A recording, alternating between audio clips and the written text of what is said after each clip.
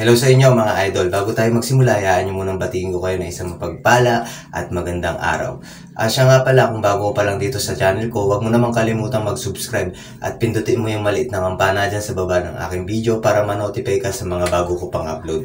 Ang ituturo ko naman ngayong araw kung paano natin gagawin to, yan naman, panibagong description na naman tayo mga idol. Kaya wag kang mag-i-skip sa video na to para masundan mo ng buong buo yung tutorial natin.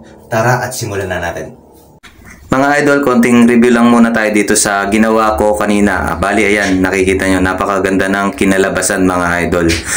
Siya nga pala mga idol, kung bago ka pa lang dito sa channel ko, huwag mo namang kalimutang mag-subscribe at pindutin mo yung maliit na kampana dyan sa baba ng aking video para ma-notify ka sa mga bago ko pang i-upload.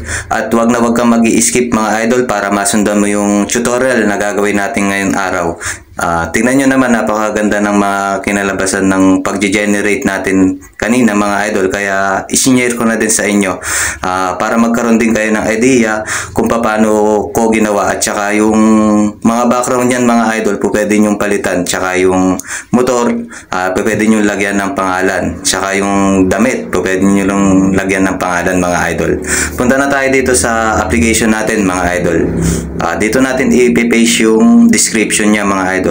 Yung description na to mga idol, kopyahin nyo na lang sa baba ng aking video, ilalagay ko na lang mga idol. Yan. Inuulit ko mga idol, kung bago ka pa lang dito sa channel ko, huwag mo namang kalimutang mag-subscribe at pindutin mo yung kampanang maliit mga idol. Yan yung kinalabasan mga idol, tignan natin. Lakayan natin mga idol, yan.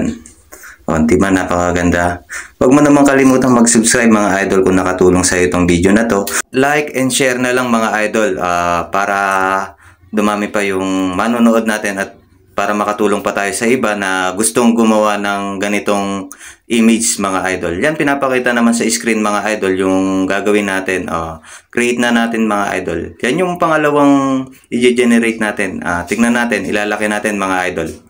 Yan, di ba napakaganda ng kinalabasan mga idol. Hanggang dito na lang tayo mga idol. Kung bago ko pa lang sa channel ko, inuulit ko, huwag mo naman kalimutan mag-subscribe at pindutin mo yung maliit na kampana para ma-notify ka sa mga bago ko pang i-upload na mga video. Maraming salamat sa inyo mga idol. Please like, share, and subscribe. Thank you!